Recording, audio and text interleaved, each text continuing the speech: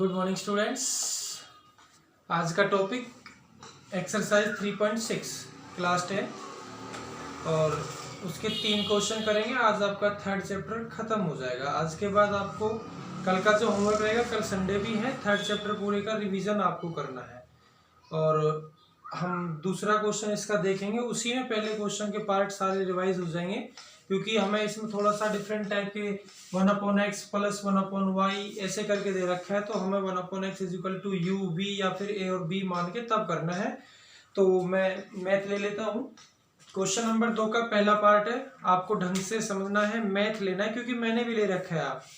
ठीक है भाई।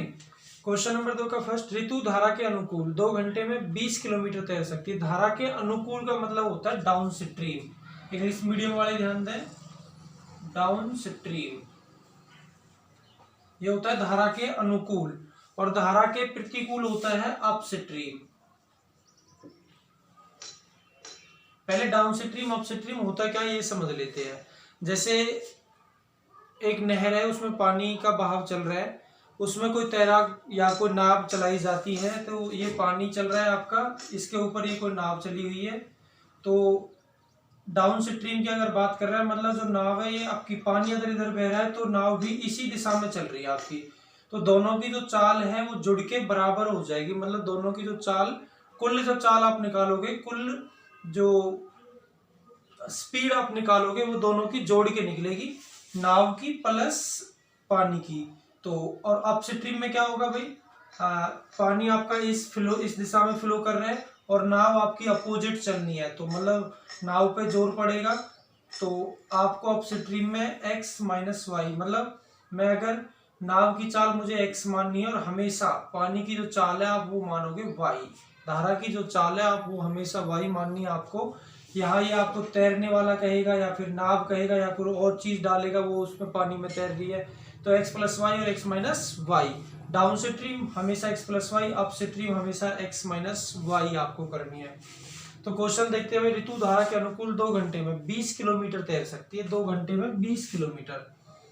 और धारा के प्रतिकूल 2 घंटे में 4 किलोमीटर। उसकी स्थिर जल में तैरने की चाल और धारा की चाल ज्ञात कीजिए।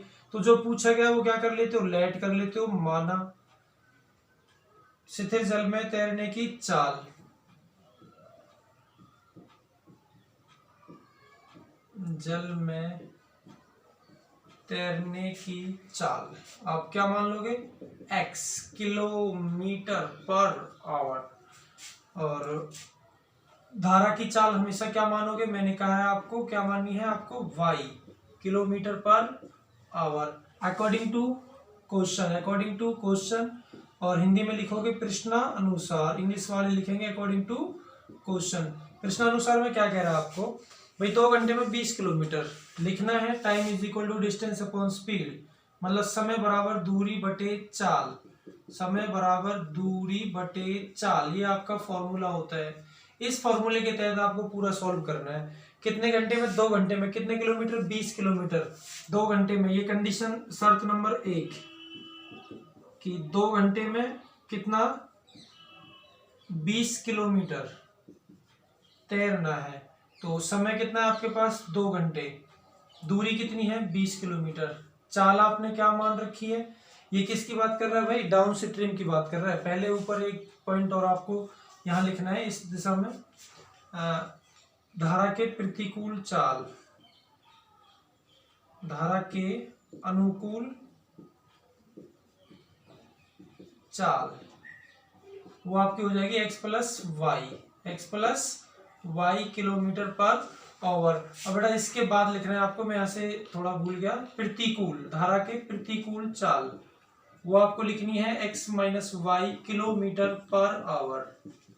अब ये 20 किलोमीटर धारा के अनुकूल जा रहा है, चाल, अनुकूल की चाल कितनी है, x प्लस वाई है, तो x प्लस वाई को इधर भेज दो, 2 को इधर भेज दो, ये बन गया आपका x प्लस वाई बराबर 20/2 से 10 टाइम्स, मतलब इक्वेशन बनी आपकी x plus y is equal to 10। Equation number first. अब सेकंड कंडीशन आपकी आती है शर्त नंबर 2, कंडीशन नंबर 2, धारा के प्रतिकूल 2 घंटे में 4 किलोमीटर। धारा के प्रतिकूल ध्यान रखना, वो लिखना है आपको कि धारा के प्रतिकूल 2 घंटों में 4 किलोमीटर तैर सकता है। तो समय कितना है, 2 घंटे है। दूरी कितनी है, 4 किलोमीटर है। और धारा के प्रतिकूल चाल कितनी है, x माइनस वाई है। वो x माइनस वाई बराबर 2 से कितने टाइम्स, 2 टाइम्स, बराबर 2। इक्वेशन नंबर सेकेंड, समीकरण 1 व 2 को हल करने पर by solving equation first and second. इस एक्सरसाइज में आप कोई से भी मेथड से हल कर सकते हो। x plus y is equal to 10, equation first मैंने लिख दी। x minus y is equal to 2, और y से y कट गया तो 2x इज इक्वल टू कितना हो गया भाई, 12। 2 से 12 6 times, x is equal to आया आपका 6। x क्या माना है आपने, तैरने की चाल मानी शिथिल जल में 6 किलोमीटर पर आवर। नीचे लिखना आता है शिथिल जल में तैरने की चाल 6 किलोमीटर पर आवर। और दूसरी x का मान समीकरण 1 में रखने पर, यहाँ 6 प्लस में y बराबर में 10, और y बराबर में 10 माइनस 6 बराबर कितना हो गया भाई, 4 किलोमीटर पर आवर। ठीक है, ये याद रखना है आपको। अनुकूल प्रतिकूल बहुत इंपॉर्टेंट क्वेश्चन है, ज्यादातर चांसेस होते हैं आने के। अभी इसके दूसरा जो क्वेश्चन होगा उसमें एक पहले क्वेश्चन की तरह का बिल्कुल पैटर्न आएगा, मैं आपको बता देता हूँ। दूसरा क्वेश्चन देखते हैं। दूसरा क्वेश्चन है भाई, 2 महिलाएं 5 पुरुष एक कसीदे के काम को साथ साथ 4 दिन में पूरा कर सकते हैं, जबकि 3 महिलाएं 6 पुरुष इसको 3 दिन में पूरा कर सकते हैं। ज्ञात कीजिए कि इसी कार्य को करने में एक अकेली महिला कितना समय लेगी, पुनः इसी कार्य को करने में एक पुरुष कितना समय लेगा, ये पूछ रहा है आपसे। 2 महिलाएं 5 पुरुष एक कसीदे के काम को 4 दिन में पूरा करने, कितने दिन में, 4 दिन में। तो हम सबसे पहले क्या पूछा गया है, एक पुरुष कितना समय लेगा और एक महिला कितना समय लेगी। तो हमें क्या लिखना है, माना एक महिला द्वारा the time taken by one women to do work, English medium, माना एक महिला द्वारा लिया गया समय, काम को करने में लिया गया समय, काम करने में, कुल काम करने में लिया गया समय क्या है, x दिन। ठीक है भाई। और माना एक पुरुष द्वारा पूरा काम करने में लिया गया समय, वो क्या मान लिया आपने, y दिन। भाई दिनों में तो पूरा होगा काम। अब आपको पर के हिसाब से निकालना है, मतलब एक महिला द्वारा कुल काम किया गया है x दिनों में और एक पुरुष द्वारा y दिनों में, तो एक महिला का एक दिन का काम, एक महिला का one day work for one women, ये आपको इंग्लिश में लिखना है। एक महिला का एक दिन का काम क्या हो गया भाई, 1/x हो जाएगा, क्योंकि टोटल काम उसने x किया है। एक महिला ने टोटल x दिन में पूरा किया, एक दिन का निकालना है तो उससे टोटल भाग कर दो उसके काम को कुल दिनों से। तो एक पुरुष द्वारा एक दिन का काम वो कितना हो जाएगा, 1/y हो जाएगा। सिंपल सी बात है भाई। आगे कह रहे हैं आपसे कि 2 महिला 5 पुरुष, 2 महिलाएं 5 पुरुष, यहाँ लिखोगे प्रश्नानुसार जाके, मतलब अकॉर्डिंग टू क्वेश्चन 2 महिलाएं 5 पुरुष, ये कंडीशन आप लिख दोगे तो एक महिला का एक दिन का काम कितना, 1/x, और 2 का कितना हो जाएगा भाई, 2 गुना में 1/x मतलब 2/x। फिर 5 पुरुष है तो 5/y, एक पुरुष का एक दिन का कितना है, 1/y, 5 पुरुष का कितना हो जाएगा, 5 × 1/y, तो 5/y। कुल कितने दिनों में करते हैं भाई, 4 दिन की बात कर रहा है, तो 4 को भी मैं कैसे लिखूंगा, 1/4 लिखूंगा। ठीक है भाई, ये आपका पॉइंट फर्स्ट। सेकंड कंडीशन आपकी क्या कहती है, 3 महिला 6 पुरुष 3 दिन में, 3 महिला 6 पुरुष, एक महिला का 1/x, 3 का कितना हो गया भाई, 3/x, और 6 पुरुषों का कितना हो गया, 6/y, और कितने दिन है, 3, तो ये कितना होगा, 1/3। अब बेटा याद रखना, जो पहला पार्ट है आपका उस पहले पार्ट की तरह बिल्कुल अभी डिक्टो है जैसे पहले पार्ट में आप करनी है क्वेश्चन। ये बटे में x, ये बटे में y, यहाँ बटे में x, यहाँ बटे में y, दोनों इक्वेशन में x रहेगा, y रहेगा। यहाँ अगर x + y है तो यहाँ भी x + y होगा, यहाँ x - y है तो यहाँ भी x - y होगा, सेम टू सेम मिलेंगे दोनों में। करना क्या है आपको, आप पुट करोगे, मतलब 1/x is equal to a रखने पर a व 1/y is equal to b रखने पर ए बी मान लो, यू बी मान लो, जो आपकी मर्जी। 1/x मतलब 2 गुना में 1/x है ना, उसके स्थान पे a रखूंगा तो कितना हो गया भाई, 2a + 5b बराबर 1/4। 4 की मल्टीप्लाई करो इधर लाके, 4 दूनी 8, 4 पंजे 20 और यहाँ हो गया 1। इक्वेशन फर्स्ट मान ली हमने भाई। सेकंड में 3a हो गया प्लस 6b हो गया और इज इक्वल टू 1/3 हो गया। 3 की मल्टीप्लाई करी, 3 3 जा 9, 3 6 18b इज इक्वल टू 1। ये इक्वेशन आपकी क्या होगी? सेकंड। इक्वेशन फर्स्ट और सेकंड को सॉल्व करने पर मैं सेकंड को इसी के नीचे लिख रहा हूं, तो आपको कोई दिक्कत नहीं होनी चाहिए। 8b इज इक्वल टू, यहाँ भी कितना है भाई? 1 लिखा हुआ है। तो इसमें 8 की मल्टीप्लाई कर दो, इसमें 9 की कर दो, मतलब इसमें कितने की करनी है? 8 की, और इसमें कितने की करनी है? 9 की। एलिमिनेशन मेथड है वो, मतलब 8 गुणा में 9 72 प्लस 144b और 8, 9 की मल्टीप्लाई 72, यहाँ a है यहाँ भी a है।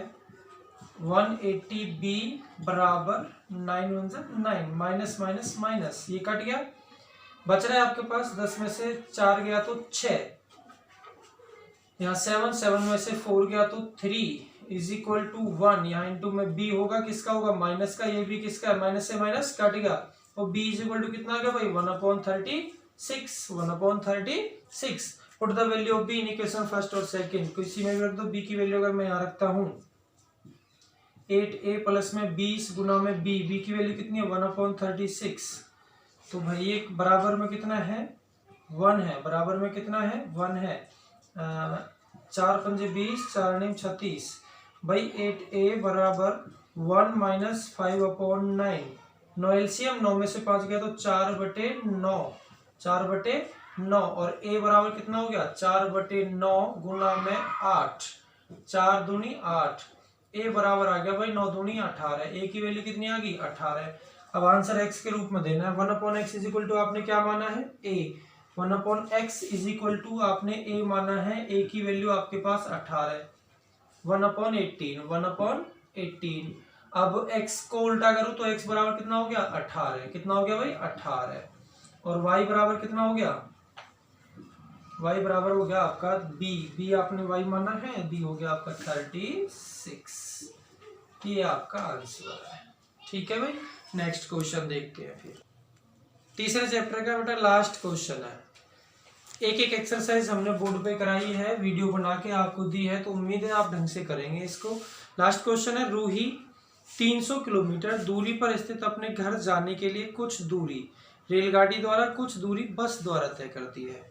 कुल दूरी है 300 किलोमीटर। कुल दूरी कितनी है? 300 किलोमीटर। कुल दूरी बराबर है 300 किलोमीटर। ठीक है भाई, आगे है इसमें से वो कुछ तो रेलगाड़ी द्वारा कुछ बस द्वारा तय करती है। तो कैसे कैसे करती है देखते हैं। यदि वह 60 किलोमीटर रेलगाड़ी द्वारा, शेष बस द्वारा, तो 60 अगर इसमें से रेलगाड़ी से तय होगी तो बच कितनी गई? 240 बच जाएगी। वो किसके द्वारा तय करेगी? बस के द्वारा। 4 घंटे लगते हैं, समय हो गया 4 घंटे का। यदि 100 किलोमीटर रेलगाड़ी से और शेष बस से करे, मतलब अब कितना रह जाएगा? बस से 200 किलोमीटर रह जाएगा, तो 10 मिनट अधिक लगते हैं। रेलगाड़ी एवं बस की क्रमशः चाल ज्ञात कीजिए। तो आपको क्या मान लेना है? माना रेलगाड़ी की चाल,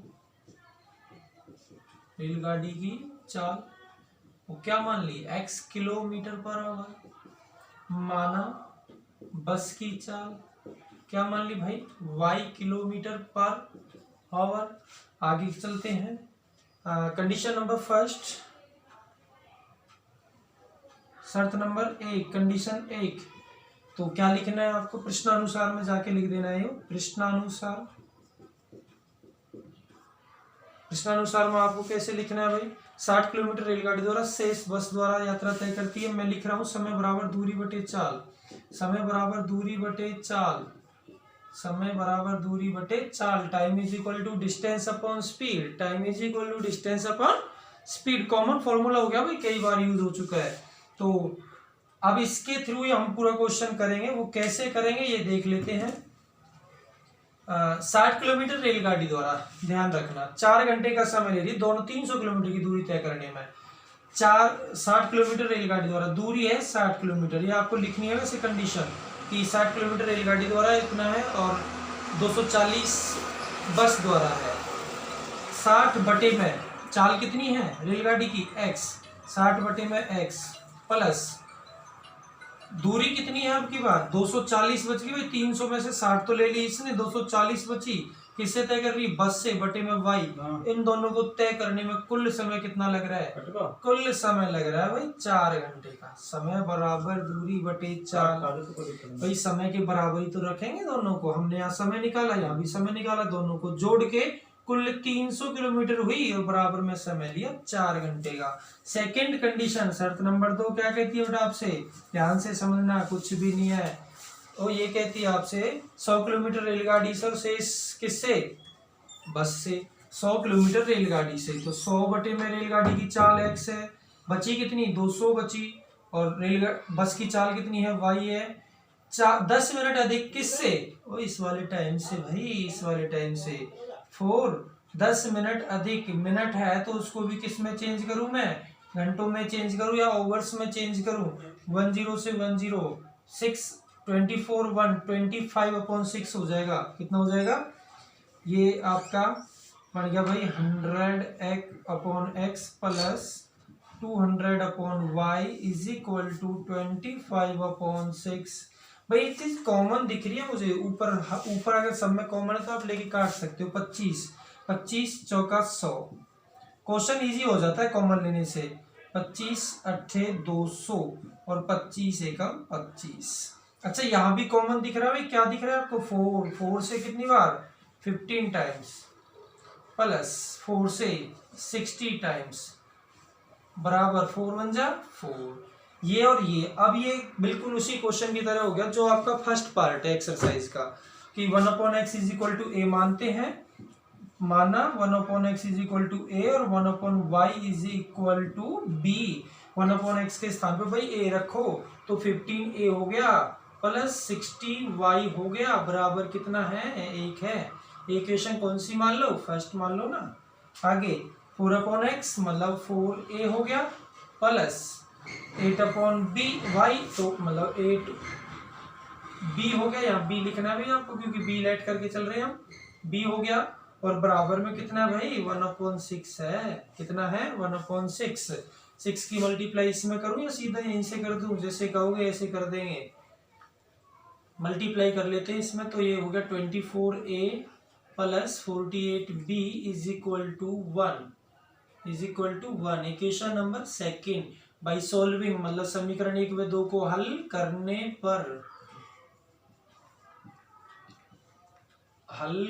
पर कितना है 15a plus 60b is equal to 1, 24a plus 48b is equal to 1।